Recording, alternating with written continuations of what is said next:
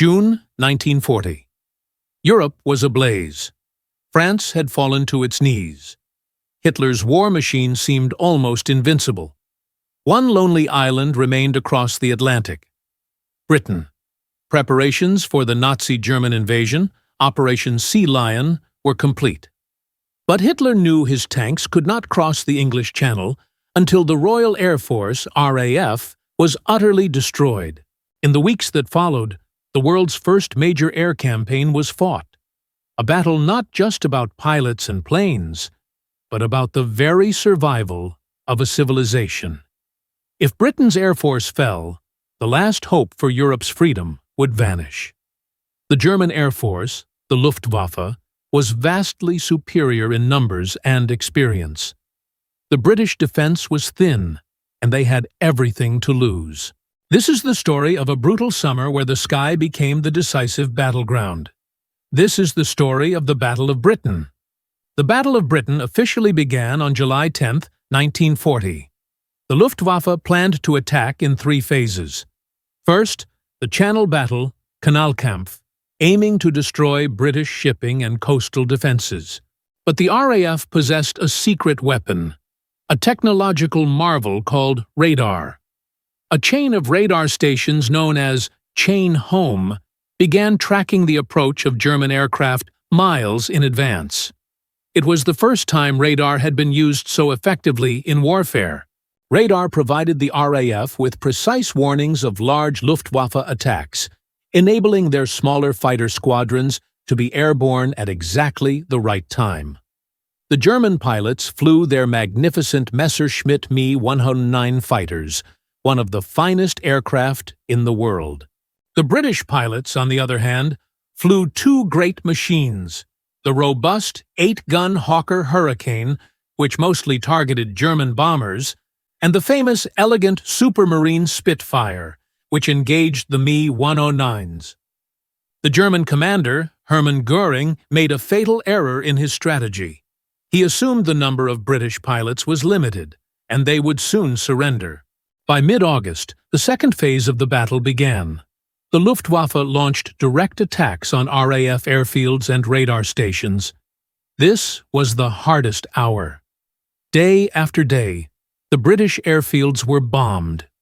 Hangars were destroyed, runways were shattered, and worst of all, the pilots suffered heavy casualties. Young British, Canadian, Polish, Czech, and other Allied pilots fought bravely, but they were exhausted and dwindling in number. At times, the RAF had planes to fly, but no pilots to fly them. This was the time Winston Churchill spoke his famous words, "Never in the field of human conflict was so much owed by so many to so few." But then, Göring made a major strategic mistake. Due to a small error, a German bomber mistakenly dropped bombs on London. In retaliation, the RAF bombed Berlin. Furious, Hitler and Göring changed their strategy. On September 7, 1940, the Luftwaffe shifted its focus away from airfields and toward London. This was the start of the Blitz. London was now in flames. German attackers targeted the city every night. However, Hitler's change in strategy inadvertently provided the RAF with a precious reprieve. Since the Luftwaffe was now bombing cities, the RAF's damaged airfields could be repaired, and the exhausted pilots got a chance to rest. The rate of pilot loss decreased, and aircraft production ramped up. The decisive day of the battle was September 15, 1940. The Luftwaffe launched 2 massive, desperate assaults on London. The RAF threw every remaining ounce of strength into the air. Spitfire and Hurricane squadrons tore through the German bomber formations. Aerial dogfights raged across the British skies. On this day, the Luftwaffe suffered unbearable losses, losing dozens of aircraft. Following this devastating defeat, Hitler realized he could not gain air superiority over Britain in daylight.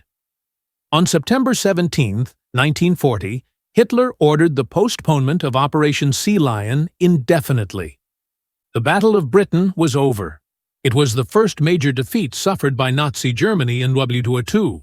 It was a victory won not only by planes, but by the men and women working in the radar stations, by the ground crews, and most of all by the British resolve that refused to surrender, despite the constant bombing.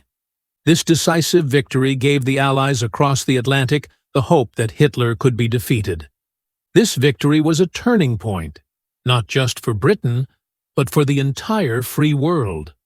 Today, if you look up at the skies over England, you can feel the legacy of that terrifying summer. It is a story of bravery and sheer determination, forever a reminder that so much was owed by so few for the price of freedom.